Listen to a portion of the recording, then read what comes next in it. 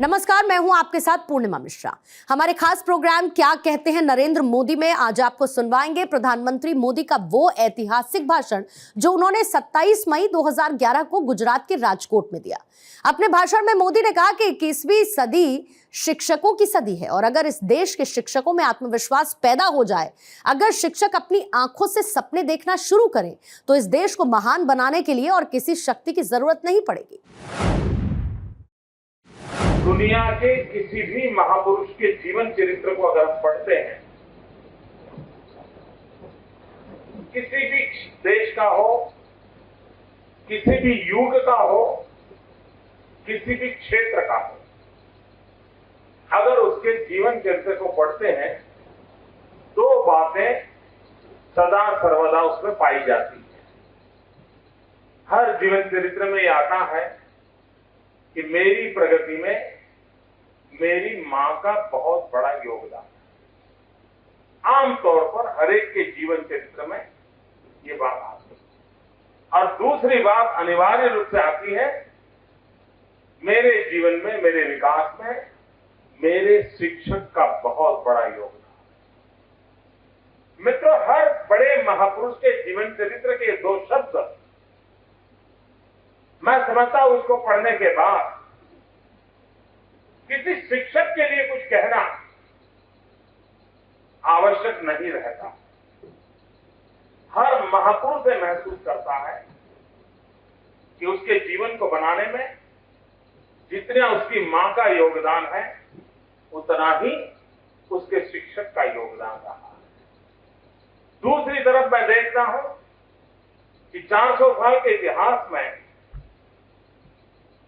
चाणक्य एक दैदिक नाम है, एक स्वयं प्रकाशित नाम है, जिसकी तरफ नजर करें तो इतने बड़े व्यक्तित्व को, इतिहास की धरोहर पर इतना बड़ा स्थान बनाने वाले व्यक्ति को, इतिहास की पूरी करवट बदलने के सामर्थ्य रखने वाले इस व्यक्ति को जब देखते हैं तो वो बार बार कहते हैं कि मैं एक शिक्षक। चाणक्य ने अपना परिचय एक ही शब्द में दिया है, मैं एक शिक्षक। यानी समाज में इतनी बड़ी क्रांति लाने वाला, एक युग को बदलने वाला, इतिहास को नई मोड़ पर ले जाने का सामर्थ्य रखने वाला व्यक्ति भी इस बात का गर्व करता है कि मैं एक शिक्षक। इन दो उदाहरणों को मैं इसलिए दे रहा हूं कि जो भी शिक्षक है वो उस महान विरासत का अंश है, उस महान परंपरा का हिस्सा है। कितना ही डाइवर्जन क्यों ना आया हो, कितना ही डाइल्यूजन क्यों ना आया हो, लेकिन शिक्षक के भीतर का जो डीएनए है, शिक्षक के भीतर की जो जेनेटिक सिस्टम है, उस परंपरा और विरासत का हिस्सा है। और अगर आने वाले युगों तक हम इस बात को स्मरण रखें तो मैं नहीं मानता हूं कि हमें अपने कर्तव्य परायणता के अंदर हर बार कोई नए उपदेश और प्रेरणा की आवश्यकता रहेगी। इतनी बड़ी चीजें हमारे पास उपलब्ध है। हम लोग विश्वगुरु बनने जा रहे हैं। 21वीं सदी, हिंदुस्तान की सदी, ये चर्चा विश्व में हो रही है। कभी कभी हमें लगता होगा कि सामर्थ्य में हम में है या नहीं है, आशंका पैदा होती होगी, लेकिन विश्व की बहुत सी शक्तियां हैं जिनके मन में यह आशंका नहीं है।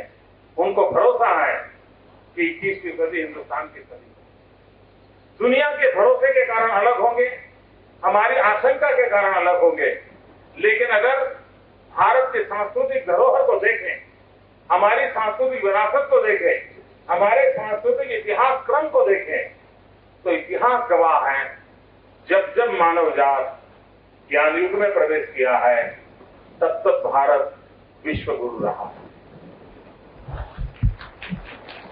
जब जब मानव जात को ज्ञान युग का काल रहा है तब नेतृत्व हिंदुस्तान ने किया है। और लोग कहते हैं 21वीं सदी ज्ञान की सदी है। अगर 21वीं सदी ज्ञान की सदी है तो ये भी निर्धारित है कि ज्ञान युग में हमेशा नेतृत्व करने वाला हिंदुस्तान ही 21वीं सदी का नेतृत्व करेगा। और नेतृत्व इसलिए होगा कि ज्ञान की धरोहर होगी, और जहां ज्ञान की धरोहर होती है वहां ज्ञान के उपासक हो, उन्हीं का स्थान बनता है। और इसलिए अगर इन सारी चीजों को मैं देखूं तो हल्के फुल्के शब्दों में मैं कह सकता हूं 21वीं सदी शिक्षकों की सदी है, क्योंकि ज्ञान से निरंतर उनका नाता रहता है, ज्ञान उनके जीवन का हिस्सा रहता है। ज्ञान अर्जन करना और ज्ञान को बांटना, यही उसके जीवन के साथ जुड़ा होता है। और इसलिए अगर शिक्षक में भरोसा हो जाए, इस देश के शिक्षक में आत्मविश्वास पैदा हो जाए, अगर शिक्षक अपनी आंखों से सपने देखना शुरू करें, तो इस देश को महान बनाने के लिए और किसी शक्ति की जरूरत नहीं पड़ेगी और किसी व्यवस्था की जरूरत नहीं पड़ेगी। कश्मीर से कन्याकुमारी तक से कटक तक इस देश का शिक्षक समुदाय, उसके सपनों में वो दम होगा कि वो इस देश को महान बना सकता है और वो स्वयं इस देश को महान देख सकता है। इतनी बड़ी संपदा हमारे पास, वेद से विवेकानंद तक ज्ञान का अनुभव का भंडार हमारे पास था। उपनिषद से लेकर उपग्रह तक हमारी विकास यात्रा की धरोहर के हम अंश है। उस अंश मात्र के नाते इस भरोसे के लेकर के ये देश महान बनने की संपूर्ण संभावनाओं से भरा पड़ा है। 121 करोड़ नागरिकों का ये देश पूरे विश्व का नेतृत्व करने का सामर्थ्य रखता है, और हर नई पीढ़ी को तैयार करने वाला शिक्षक ये सपने संजोता है, तो परिणाम भी निश्चित ला करके रहता है। इस भरोसे के साथ मैं आज आपके बीच आया हूं और अपना सर झुकाने के लिए आया हूं, शिक्षक आलम के सामने नमन करने के लिए आया। मैं जब मुख्यमंत्री बना, ये बहुत बड़ी अचानक मेरी जिंदगी की घटना थी, क्योंकि पता ही नहीं था कभी ये भी काम आ सकता है जिंदगी में, इसलिए कोई सोचा ही नहीं था क्या होता है, कैसे होता है। तो मेरे मन में मुख्यमंत्री बना तो दो ही विचार आए थे, दो इच्छाएं जगी थी मेरे मन। एक इच्छा ये जगी थी कि मैं बचपन में जिन दोस्तों के बीच में बड़ा पला हूं, क्योंकि बीच में मैं 35-40 साल तक बाहर रहा, तो मन करता था कि जो मेरे बचपन के यार हैं उनको एक दिन मिलूं, सबको याद करूं, बुलाऊं, खोजूं कहां है। और अब मुख्यमंत्री बन गया हूं तो मुझे उनको याद करना चाहिए। और सब पुराने नाम याद करते करते 30-35 पुराने लंगोटिए याद आ गए। एक दिन मैंने उनको मुख्यमंत्री के निवास पर बुलाया, 2-3 घंटे शाम उनके साथ बिताई। 40 साल के बाद मिले थे, बचपन को याद किया। तो एक मन में इच्छा ये थी। दूसरी मेरे मन में इच्छा ये हुई थी कि बचपन से लेकर के अब तक मेरी विकास यात्रा में जितने जितने शिक्षकों का मुझे स्पर्श हुआ, उन सभी शिक्षकों को एक दिन बुलाऊंगा। और मुझे इस बात का गर्व है कि मैंने, मेरे किताब का लोकार्पण था, उस समारोह में मुझे जिन जिन लोगों के पास पढ़ने का अवसर मिला, उन सभी शिक्षकों को मैंने एक मंच एकत्र किया था। जो सबसे बड़ी आयु के शिक्षक थे वो 93 ईयर ओल्ड थे, वो सब आए थे, सबने मुझे आशीर्वाद दिए थे।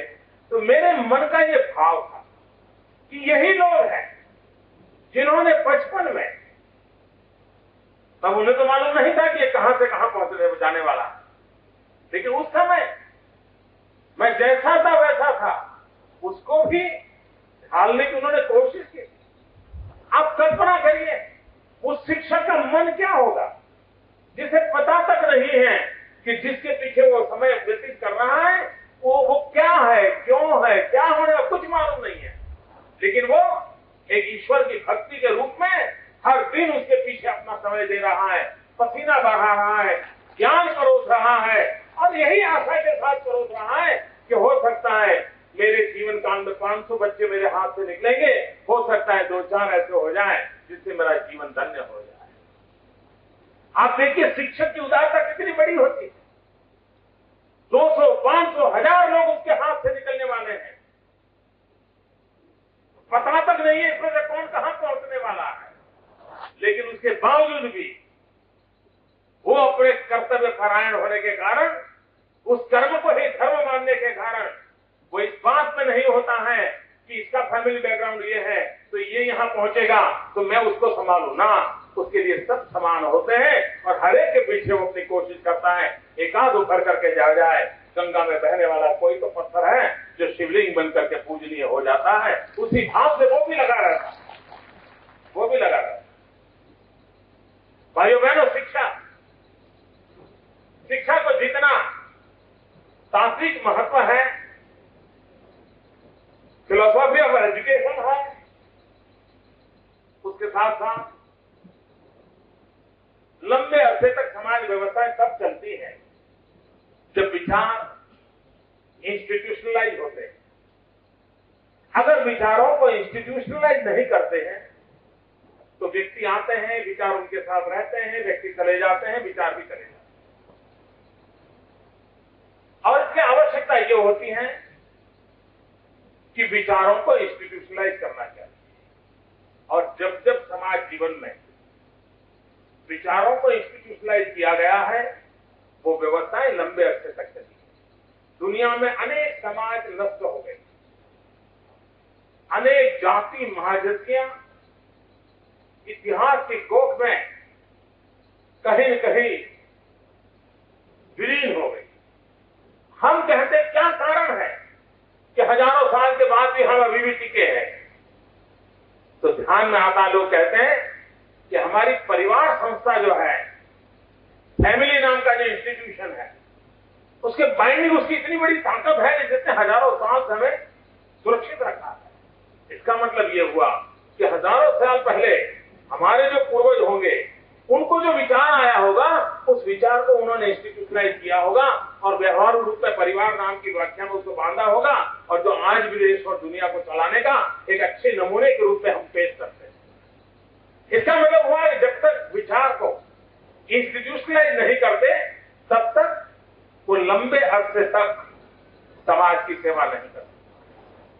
वर्तमान में हम जो शासन में बैठे हुए मित्र हैं, हमें भी लगता है कि युग बदला है, शिक्षा की पद्धतियां बदली हैं,